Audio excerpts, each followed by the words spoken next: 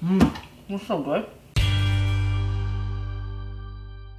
Hello everyone, my name is Lisa and I'm the Viet Vegan, because I'm Viet and I'm vegan. And today we are making a lunch because it's lunchtime. And please excuse this random pitter-patter of light here. That's not how you describe light, but whatever. Today's recipe is actually sponsored by GoGoQuinoa.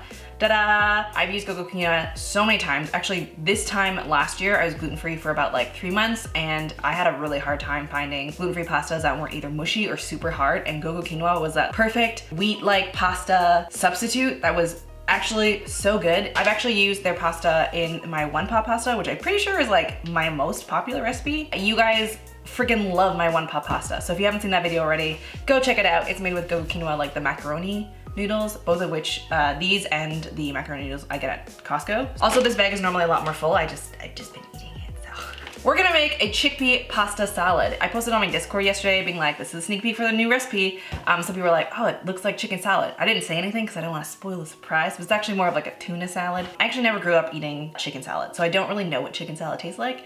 I'll be honest. My mom used to make this tuna salad pasta for me all the time, and you know, I kind of missed it. So I wanted to make a vegan version of it, also because it's like the new year and there's a lot of people who are like, I need to meal prep more, I need to eat more vegetables, I need to eat like more plants and less meat, blah, blah, blah. Well, this recipe is for you. If you're gluten-free, if you're, you know, looking to go vegan, I was gonna say soy-free, but I actually don't know if there's soy in this mayo. I think my aquafaba mayo is soy-free. I'm pretty sure it is. So if you wanna make your own vegan aquafaba mayo that's soy-free and make this entire recipe soy-free, well, this is soy-free, right?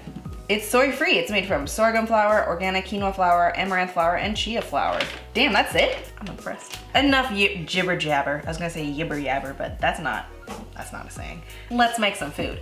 Okay, so first we're starting off with 1 can of chickpeas. It's like, you know, just your standard, I think it's a 14-ounce can. I don't remember, I'll leave the thing down below. I've got a can of chickpeas and I've got a pastry cutter. Now, if you don't have a pastry cutter, that's okay, you can use a fork. It might just, you know, take a strong fork, or you can use a food processor. But basically, this is usually what people use to like cut butter into flour for pie. So it's a pastry cutter, but I'm gonna use that to flake my chickpeas. So we're gonna flake the chickpeas right now.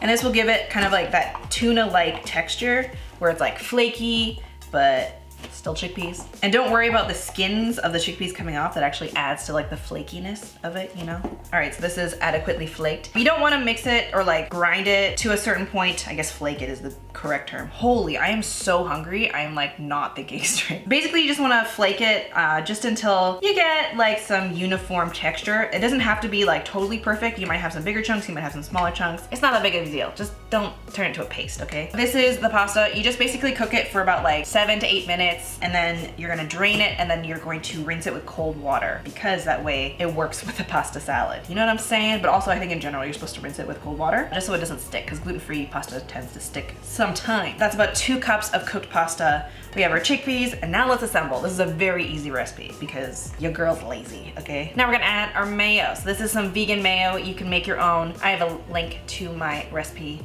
over yonder, but this is just some store-bought one because I'm lazy and I ran out. Boop. So this is about 1/2 cup of mayo. Then we're gonna do 1 cup of celery. This is about 1 to 2 ribs, depending on how big your celery is. When I was testing this recipe, celery that I was using was slightly smaller, so I used 2 ribs, but then I bought some more celery today and I had giant ribs, so this is just 1. 1 yielded this much. Incredible. So basically you just want 1 cup is what I'm saying. So you wanna chop that pretty finely to get a little crunch. You don't want it to overwhelm the texture of the pasta, you know? You wanna fit it in. So this is about 2 green onions, finely diced. You're just gonna add that in there. Next, what we're gonna add is some lemon juice for a little tang, you know? Some brightness. So we're gonna squeeze 1/2 a lemon in there. You can add more if you like, it's up to you. Then we're gonna add some salt. Do it to your taste. I'm doing about like 1/4 teaspoon, but you can add more, you can add less. It's totally up to you. It depends on what kind of mayo you're using, honestly. If you're making homemade mayo that's not super salty, then you might want to add a little bit more. If you're using store-bought mayo that has a little bit more sodium, add a little less, you know, taste as you go. This is some black pepper. Again, about 1/4 teaspoon, 1/2 teaspoon. If you like it kind of peppery, you know, add a little bit more. I like it pretty peppery, so, you know, I'm just gonna like work out my forearms here as I grind this pepper. And then we're also going to add dulse flakes. Now this is gonna be like our seafoody sort of component. It's basically seaweed that smells like fish food. You know, for that fishy flavor. You can also add roasted nori if you want, but I don't feel like chopping nori right now, so I'm just gonna use some devil's flakes, and it's pretty good this way. So I'm using about like a half teaspoon. You can add more, you can add less, totally up to you. So then let's just mix everything together here.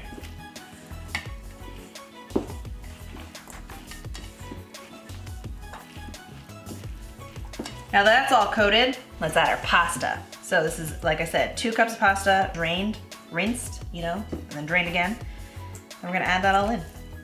Stir it on up.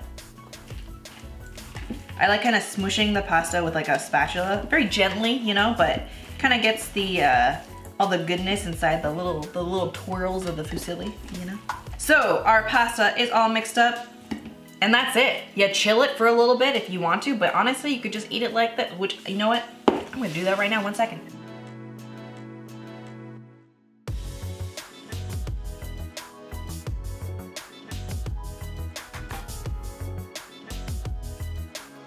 All right, let's give it a taste, you know? Because I'm hungry AF. It's easy, you can prep it ahead of time. It's great for lunches, great for potlucks. Good time. That was good. Need a little bit more pepper though. Very nostalgic right now. This room, I mean, it doesn't taste exactly like tuna. It's chickpeas, okay? Like, don't go into it thinking that it's gonna be tuna, it's chickpeas. But it's very reminiscent, you know? It's got the same sort of creamy, like flaky sort of texture. It has a little bit of fishy flavor, but all around, it's just like a good pasta salad. This is a good lunch. It's filling. There's actually a lot of protein in this. 4 grams of fiber per 3/4 cups. I use 2 full cups in this, so math. 10% of your daily iron, 5 grams of protein per 3/4 cup. That's not bad. That's pretty dang good. And then you have chickpeas, and then you have some celery, you got some green onion. Cheers to that. You get some iodine from the dulse flakes. Hopefully I won't get an allergic reaction to the celery, but so far so good. What a time to be alive. For gluten-free pasta is sold pretty affordably at Costco. Also at like, you know, major grocery stores and health food stores, but I mostly shop for like this at Costco. So if you guys want to make this recipe, I'll leave a link down below. I have the full recipe written out and also a little blurb about life because that's what I do in my blog. If you guys like this recipe and you want more recipes like it, leave a like, comment down below, share it with a friend, subscribe, you know, if you want to, and enjoy. What are some of the things you guys used to bring to lunch? What have you veganized to replace it? I'm curious to know. All right guys, I'm gonna eat this because I'm so hungry and I need to like think today. Thank you guys so much for watching. I hope you guys have a delicious day. Bye!